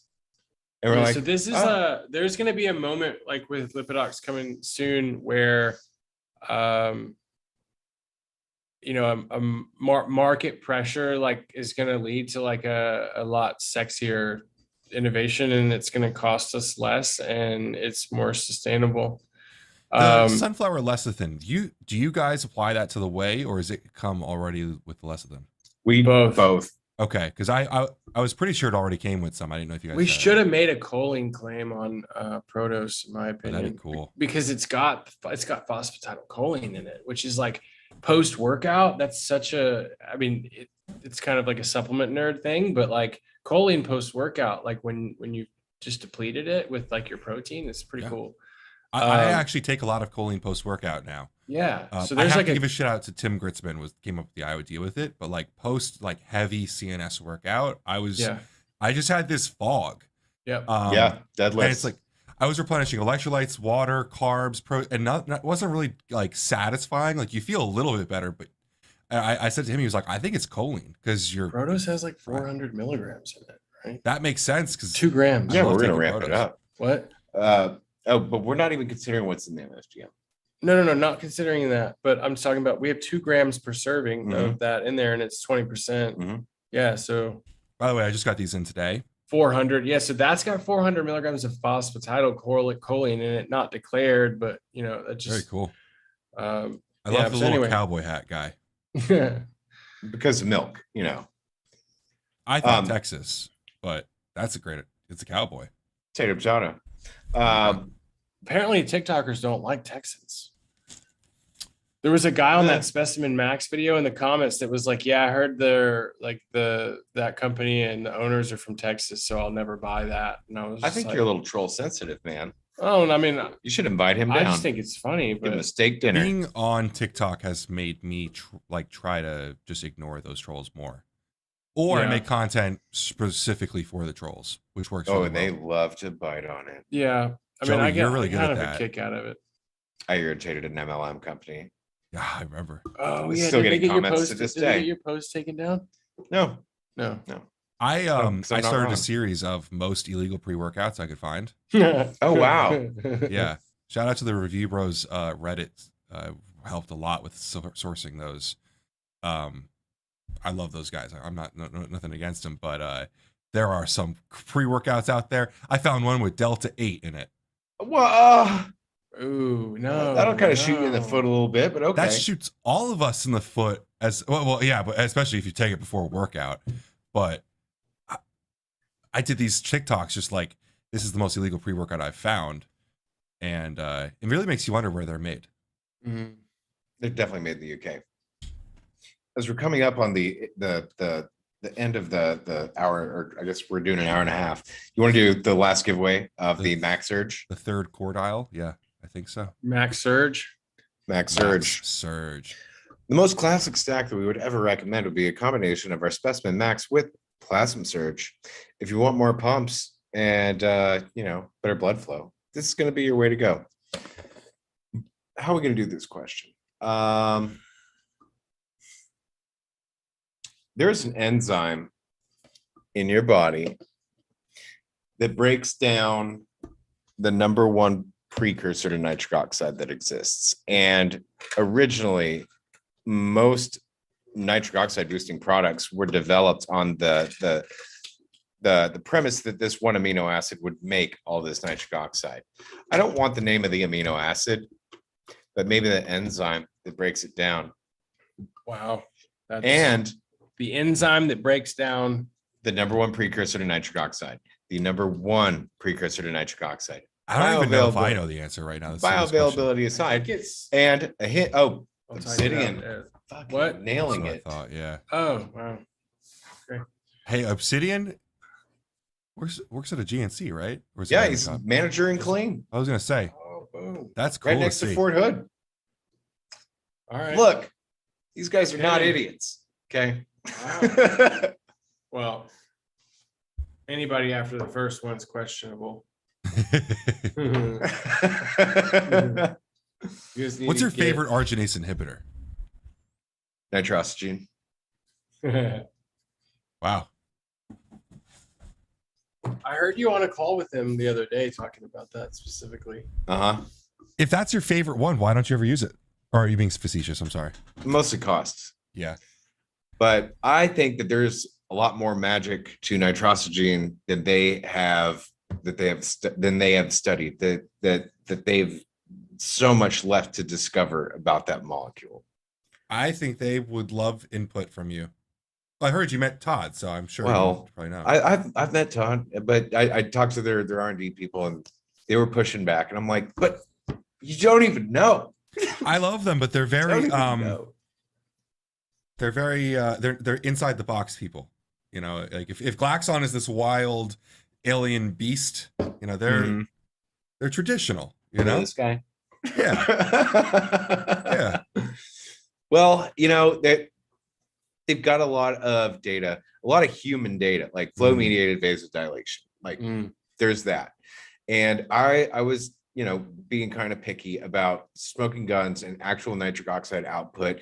And then I came across the mechanism. I saw a picture of the molecule to find out where like the potassium was involved in everything. And I'm like, oh my God, you guys are missing it. You guys are missing like the main thing you've got here. And what you really need to look at are combination formulas and stuff, and or at least to fully elucidate every bit of the cellular mechanisms of nitrosogene on its own. That there's a lot more there, and I don't think it's really fair to do a comparison against citrulline malate with your clinical endpoint being flow mediated vasodilation. I think there's more going on to the whole picture, because even citrulline could be competing with nitrosogene for being substrates of arginase, because as we've learned with the whole Velox blend, that citrulline can also inhibit arginase. So any inhibition of arginase at all will increase nitric oxide. I really thought you were going to say citrulline when I asked you, just because when I was out in Houston 2 times ago, you mentioned what a good arginase inhibitor it is.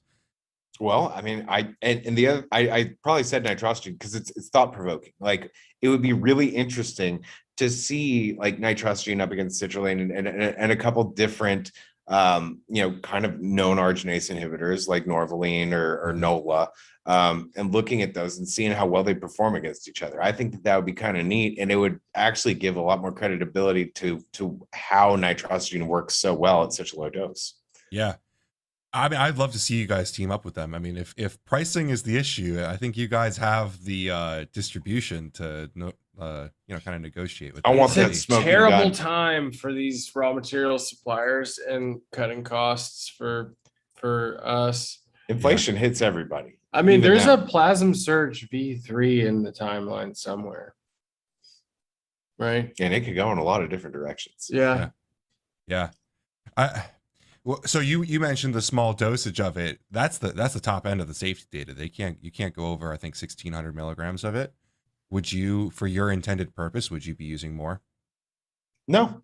Okay. I don't think so. I thought that was a funny thing. Someone else wanted to do 3 grams of it, and they were like, "You can't. It's not on the safety data. You can't sign a TLA for that." Yeah. Do you think that there's like do you think that there's that much more pump to be had than we have in Plasma Surge? It's possible. But Like at some point, I'm you run out of like. blown away with Plasma Surge, and it's still I'm blown away with Plasma Surge. I drink Plasma Surge every single day because I love that product so much. And agree with Michael. I do think, because I get like 3 sets in after I can't take Plasma Surge on a normal workout. Like, I need to take it for a pump workout, because 3 sets in, I'm like, there's nothing else. you're bumping your head on the ceiling. Yeah, I'm like, my whole body's full of blood. It's all like, what else do you want to do? You'd have to find like a different kind of experience to pull with it, I feel like. Mm-hmm. Or the blood flow comes in the second set instead of the third. Yeah, so I don't know. Maybe that, I don't know if there's like, I just don't know if there's that much more pump to be had. But there's a lot of stuff we don't know. And there's a lot of stuff to be figured out too in the meantime. Yeah. So what I wanted to go 2 hours with you guys. So we got one last half hour to go deep on something. Should we've got 22 people still. You guys need to start asking us some tough questions. They actually have had some really good questions. We've had a very good chat tonight. Yeah, we have. Let me take a look. So they're probably just hearing us. What are some good DMAA subs? That's one you guys can answer. Oh, great. Thanks. I hope that's someone I know. I could make a With, referral, but I don't want to incriminate anyone.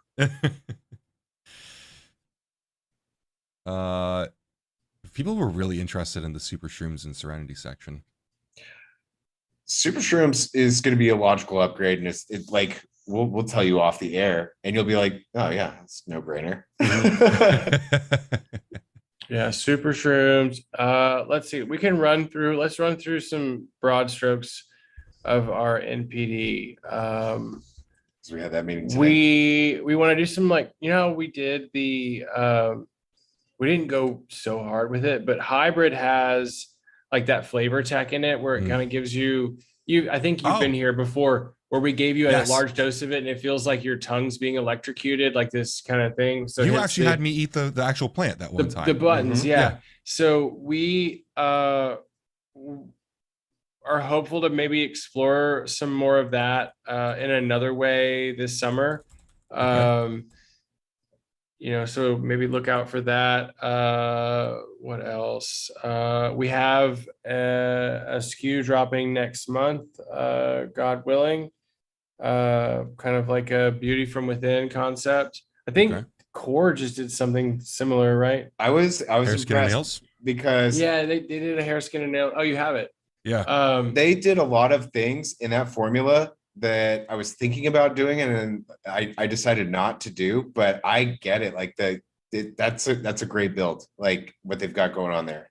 MSM, hydrolyzed keratin, Astrion, Cetria, hyaluronic acid, Dermavol. Dragon's got one coming out too, which is pretty formidable in the too? same space. Yeah, Oh Who's doing man, we've been Dragon sitting now? on this one for a while. I don't know, or I bet maybe Drew probably Drew. did it before he left. Probably.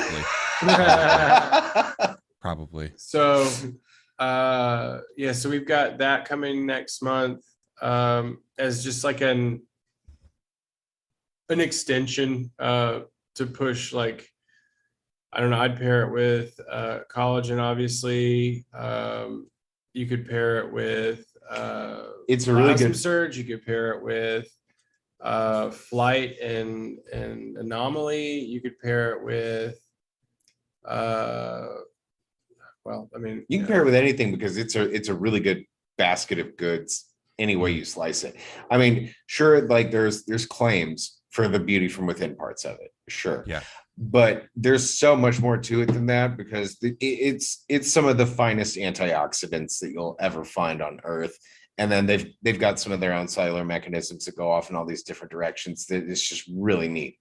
When it So comes to antioxidants, this is not the question for me, but I think it will serve the community a lot. We always get questions like, do you worry about taking these around your workout? I don't know how many times you've answered this question, so I'm sorry if this is like an eye roller, but do you worry about antioxidants interfering with like muscle growth? If that's the goal? yeah, kind of. I do, because I've played with both ends of the spectrum, like, you know, the pro-oxidation side and the antioxidation side. And I think, you know, that inflammatory environment post-workout is necessary for triggering growth.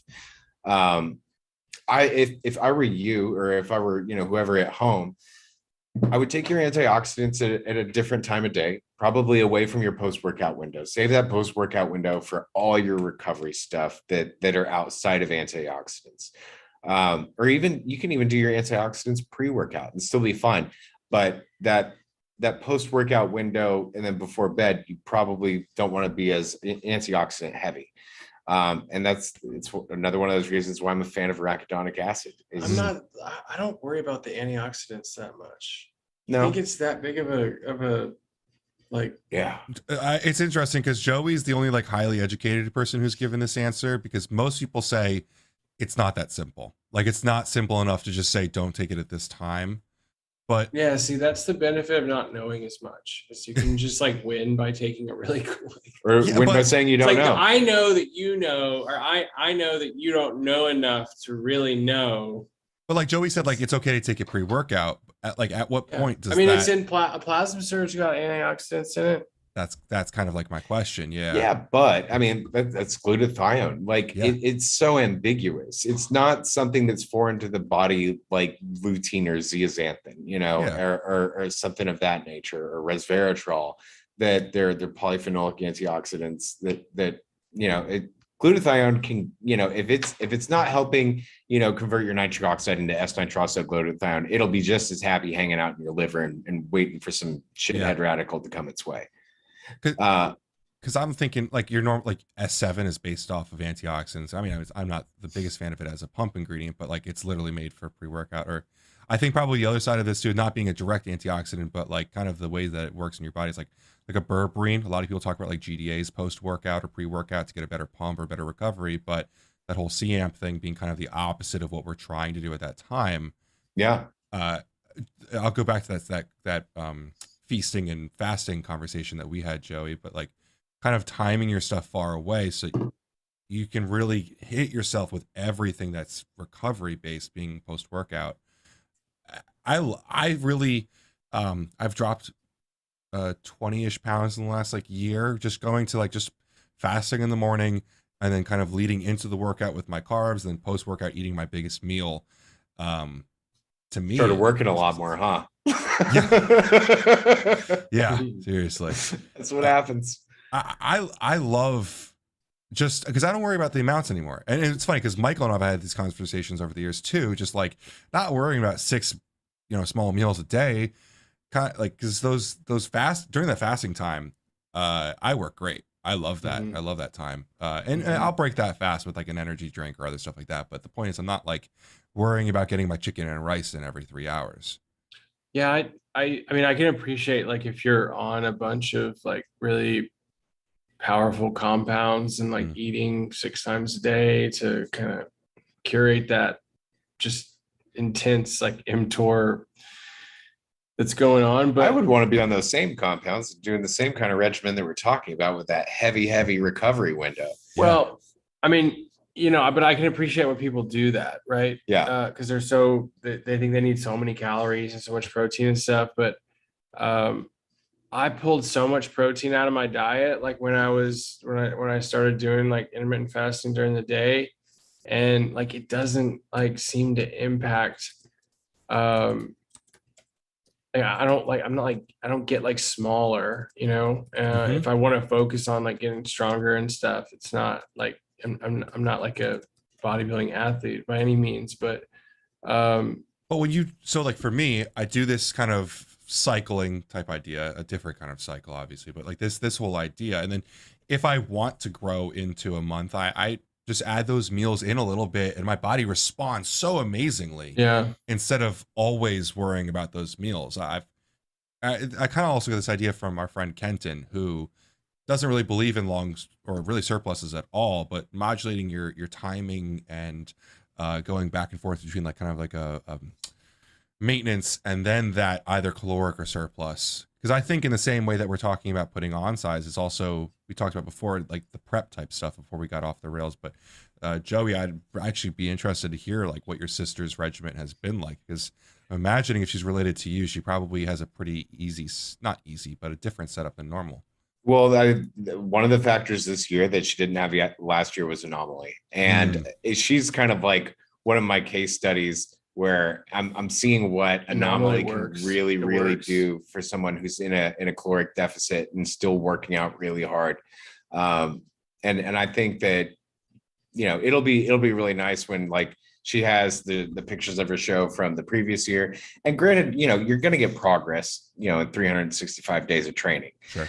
But what you take to the stage and what your whatever the in-body scans are going to be like from one year to the next, I think that data is probably going to be the most telling thing. Yeah. So when you have in-body data from her last show and this show, and how much mass or muscle mass she's gained and how much lower her body fat is, and the fact that she's lost a 1/4 pound of muscle throughout her entire cut, I think that's fantastic. I mean, she's expecting a full run. I didn't give it a full try. I've been on it for like a couple months, and it definitely like I would say only I could notice, but I'm like definitely a little bit bigger and a little bit stronger, and I'm like still doing the same kind of fasting. And there's nothing else that I've done differently, so I don't know. I think it's effective if you give it the right chance, and you've got, if you're really diligent, you're going to notice, if you're really in tune with your body and you've been doing the same thing for a long time, you're going to notice. Anomaly also has, it stacks with like, Xerion and NAD for kind of like a sleeper, like aging, protocol. Joey can probably talk about the technicality of that, but Anomaly's got really convincing anti-aging benefits. So does Thermal, actually, for that matter. So you can stack the 4 of those together and like kind of have a longevity protocol. Well, and then the thermal helps with the beta helps with bone tissue, which is cool. One of the clinical endpoints that Neurotos has about the Pepsi Strong is that it does have an antioxidant effect ish on the body. It's not an antioxidant itself, but it unleashes, the antioxidant pathways that are there. Now, whether or not that, I don't think that would have. So I keep in mind, I'm Mr. I love pro-inflammatory for growth, but in a way, that those antioxidant or those anti-inflammation genes are activated. But yet, people still have muscle growth. The rats still had muscle growth, and there's two studies that I believe, I can't talk about the details, but they're about to drop two studies this year. And they also started a United States based office too. So they're doing that. And yeah, for the critics that said that Anomaly didn't have enough clinical data, it's coming. There's data that we can't share, but it will be shared. And it's really interesting. And we'll share it for you. Yeah, exactly. Yes. Yeah. And I was kind of dogmatic, especially coming out of the Wonder College and stuff. And I guess lactate already existed. The peptides longer than 3 amino acids long actually can get absorbed. Like that notion to me was quite interesting. And the main one that's doing the heavy lifting in Pepti Strong, even though it is a peptide network and there's more than just that one peptide, but the main one is 7 amino acids long, and yet it still gets absorbed. That's kind of neat. But then again, lactium, as we know, is the decapeptide. It's 10 amino acids long, and that one gets absorbed just as well. And you can totally feel that. And it gets all the way to the central nervous system. So I think that we're going to start to see peptides in a new light here, in these coming years. And I think, with as much as we plugged them into our products, I mean, we just get more excited, and working with Neurotos is really neat because they've got this amazing tool that, this AI machine that can go through and do rapid high throughput screening on all kinds of different compounds or plants or what have you. So, we definitely look forward to working more with those guys in the future. I'm super interested in that stuff. We went a little bit hard on the peptide tech with you guys for a little bit, for about maybe 2 months, and we haven't had much to talk about recently, but A lot of peptides. Peptides are I think the coolest things cropping up in the industry. We have a couple. There's even like different like enzyme inhibitors and stuff that like I look for in the literature, and I'll find them. But, you find out it's like a dipeptide that's found in bacteria. Sure, it's in the food supply, but there's all kinds of like legwork and stuff that's got to be done in order to qualify that as a new dietary ingredient. Mm-hmm. Speaking of which, you saw that article today, right? What one today? The one about the, I guess you could call it, what is it before they do the warrant roundup? What? Anyway, this enforcement going on with new dietary ingredient applications. So FDA came out with a statement today saying that there's they estimated about 4,500 compounds that are currently on the market, or at least cases of different compounds being on the market that never had NDI applications that were applied for or notifications. However, probably most of them are self-affirmed GRAS, which means that they're totally fine. But amnesty, that's the word I was looking for. That they're going to have an amnesty period here that's going to last like 6 months, where those people who have not filed NDIs have the opportunity to file NDIs rapidly. Yeah, I mean, if you don't have the data, how are you going to run a study here in 6 months and submit an NDI application? We don't have enough money for this. It's kind of an interesting conversation, because in our last podcast when we were in-house, I asked you guys, that was right after Hordenine got announced. It's not an ingredient, or it is an ingredient, but it doesn't have an NDI yet, and the FDA recognizes that it is in the food supply, but it needs an NDI. And you guys had a really great quote that I've used a few times about how in the time of me thinking of that sentence, you already had figured out better ingredients to use than Hordenine. But on our podcast with the NPA, Daniel Fabricant, who's the ex-director of the ODSP, mentioned that if anyone wants to file NDIs for these kinds of ingredients, the NPA would gladly help that process with you guys. And so I thought that was a really kind of cool offer, because they'll partner up with you guys to do stuff. I would love to see Glaxon come out with a couple new ingredients and do the footwork. I mean, I realize I'm telling you guys to do some work. It'd be cool to see you guys take the bull by the horns. That's what we want to do. But we just need we need more money first. Yeah. Oh yeah, I understand. We need more money. Get us We the need to get intro with bigger. You know, Let's do a call. We'll probably, Dude, I've had people will. over these last couple of weeks with this freaking bill that's coming out, which Mike, Yeah. I don't know if you Yeah. guys now agree with us. I know we disagreed at the beginning, and Well, no, I didn't disagree with you. I just I think you were a little bit more mature than I was in waiting to find out more. yeah. the I mean, mandatory yeah, because it's registry? there's the there's approval. really preposterous build propositions that Sure. go up all the time, and if you get on, I forget there's a cool website that you can track the progress of the bills. Yeah. If you go look on there and root around, you'll find the craziest shit. And it's just political mudslinging, you know, Mhm. oh, okay, well, we're gonna do something really crazy unless you stop messing with this one thing that we want, you know. Yeah. Well, we have I the full hope draft if you guys that- want to see it now. I hope that's what this is. This is the third time he's trying, and he's coming hard this time. Now he's got You know, another example. but it's such a tumultuous political landscape. So I don't know. I don't know. I think this is kind of the risk is that this maybe is a pawn in an agenda, because there's, one side of the aisle is going to be kind of starving to try to find compelling reasons to get voter support.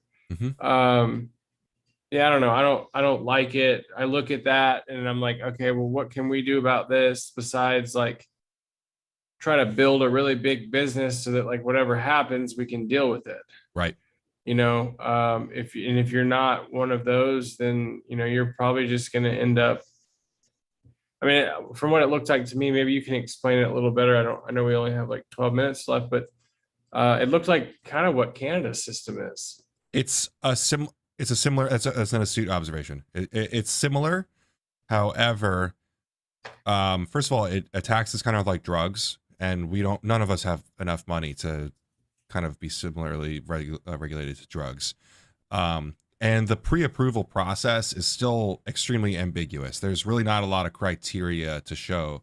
I mean, if they were hey, we're just taking the existing regulations and now you have to be pre-approved by those before you go to market, I think most of us would be okay with that, because most of us already believe in the regulations. It's just the enforcement that's the issue. Well, and if they have enough staff, considering how saturated our market is, Yes. to field those and approve them, as they come in, because the market is going to operate at its pace. We're talking about of an agency that already is literally doing an order of magnitude lower audits than the subsequent years. So they already don't have enough manpower, and now they want more regulations. So it's the enforcement that's the issue. Maybe they're just trying to make more barriers to entry so people are scared. I don't know. Yeah. Well, Which would help. I think an important thing to note is that this is Dick Durbin. This is not actually the FDA trying to get this. I think the FDA doesn't want this because they don't No. have enough people to start with. I think it threatens a lot of the FDA's existence. Yeah. If you go into more of a Health Canada model, they'll have to overhaul how their entire organization, and if there is another organization that's formed and stuff, it leads to a lot of uncertainty, I think, for them. But Yeah. I don't know. I haven't read the bill. I just looked at, I've seen little pieces of posts that people put up, and that was the thought that I had. I was like, oh, this seems I mean, hopefully if this thing does pass, it's close to Canada, because I know we could operate in a system like that.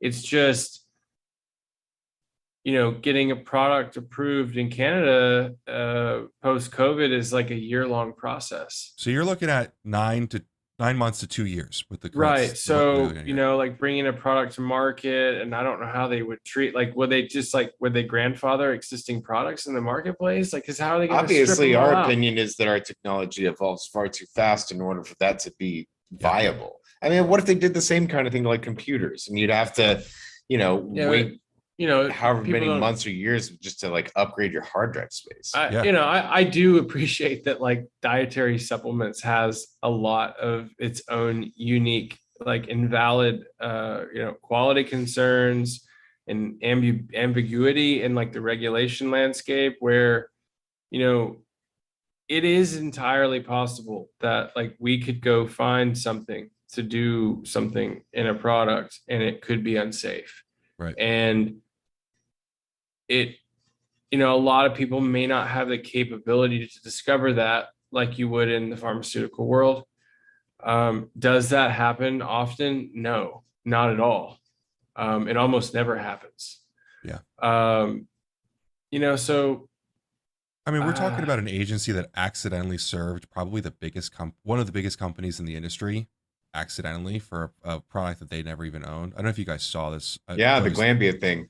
Did you see my like ongoing conspiracy theory coverage of? I thought it was the funniest thing I've ever done. I thought Glanbia had issued a statement that they just weren't associated with that brand, yada yada, and you know it was all just a mistake on FDA's part.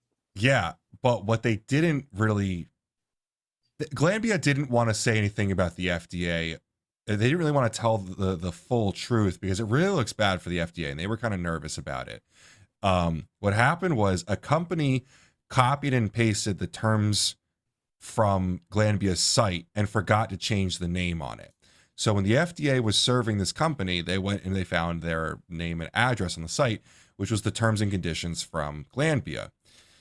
They told the company 3 days out, they told Glanbia 3 days out, we're going to be serving you with this warning letter. Glanbia sent them all of their due diligence. Like, this is not us, blah, blah, blah, blah. The FDA completely ignored it and still served them. They didn't even care.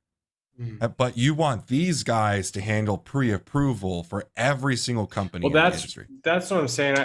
I don't know. And you've read the whole bill, but like they would probably appoint like a new organization that like handles that, because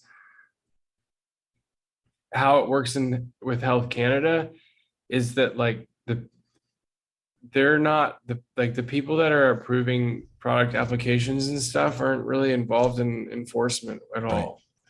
So and also they're doing this whole thing based off of tianeptine. I don't know if you guys are familiar with. I'm quite Joey's familiar. probably a fan. Well, Yeah. They're doing this whole thing based off of tianeptine being sold in gas stations, which was not a dietary supplement to begin with. Well, there's I mean, the whole thing's political, but like it's always been that way. I picked up a product in CVS the other day, and it wasn't paracetam, it was the other one, the other peptide, neurotropic keyword, no pept. Yes, it was no pept. So there's no pept on the shelf at CVS. And the fact that got overlooked by who knows? New Pept was on the shelf at CVS? Yes. This whole kind of point being that like the regulation already exists and there are already wrongdoers in the industry that just don't care, right? It could be a gas station, it could be CVS. Which is but everyone else in the value chain, from the idiot making that product trying to pull a fast one to the category merchants at CVS, the quality people at CVS, the people who stock the shelves at CVS, the fact that nobody found out that was no pept in that whole chain is mind-blowing. Right. And so these people think that all of these wrongdoers are still going to follow this law just because it's passed. I mean, no. It's not. I mean, look at the label database in its current form. It seems like a far-fetched thing to pull off to me. If you look at the current label database on FDA's website, there are several, not just 1, 2, or 3, but several products that have DMAA on the label. Yeah. In the registry. Yeah. It's so funny. We podcast with NPA Daniel Fabricant about it, and he was saying it's actually the NIH. NIH hosts that. And he was saying, because a lot of this whole bill is just trying to get information back so they can, right? And I think most of us would agree that like registering your product is I would love for there to be a database of everything in the industry so that if there's an adverse reaction on one ingredient, we can contact everyone that has that ingredient. I think the way to, we're not going to solve all the problems, but like the way to enforce this is to just go to the biggest distribution vehicles for supplements and make sure that those vehicles abide by it, and then like it will, like there you go, like 90% of the market, Amazon, like they did with GNC, I know, like shop, they're going to follow it. Yeah, GNC's like quality team is like, I mean, that's OD like, in some that's ways. worse than the FDA, But so it's funny because we were talking with Joe Weiss, ironically, with the president of Nutrition 21, Yeah. and he was the head of merchandising at the time of DeShea being passed. Okay. When he was at GNC was printing out like mail cards for the cash wrap at GNC. So when you bought your supplements, you could sign one out. It was pre-stamped and send it to Washington D.C. to talk about DeShea. So it's kind of cool because GNC has a history of being involved in this stuff. I don't think they'd get involved this time, but No, it's cool to no, see. but 'Cause- their quality team and all that is pretty robust. Like it's more like, you know, just like I mean, they didn't even- experience allow, with like, that. diamonds Like recently. it's more like it's more diligence than you have to do if the FDA shows up. They wouldn't allow Cetox because of the dose of T-cream in it. Really? Yeah, so like when teacrine and dynamine came to market, and the reason that this is, I'll give you like the reason it happened from a business perspective, but like when they brought that to market, they ran, they had to run safety like data to prove like GRAS, right? So And when the they did that, combinations. the most efficient way to do it was in combinations with like 300 milligrams of caffeine, like including theacrine or dynamine. So 300 milligrams of the xanthines total. Mhm. That hasn't had a reason to change because I don't think anybody's, I mean, I guess just nobody's been tried to put that like 300 milligrams of that plus, more into big distribution since. So we ran into that like with them where we're like, oh, well, this is like an 10-year-old like study. There's like a lot of products that have included combinations of these in larger amounts. And since then we found out We even went that, to the people who ran the studies and, brought those ingredients to market. And we're like, hey, like, have you guys done anything since? It's been a long time. Like there's 300 The higher milligrams of doses. caffeine in like every energy drink now. Yeah. So you can't add theacrine to that. Like you can't add it on top. And there just hasn't been enough like financial motive to do it. So yeah, that's one of the reasons that like putting Cetox in large retail is complicated. But I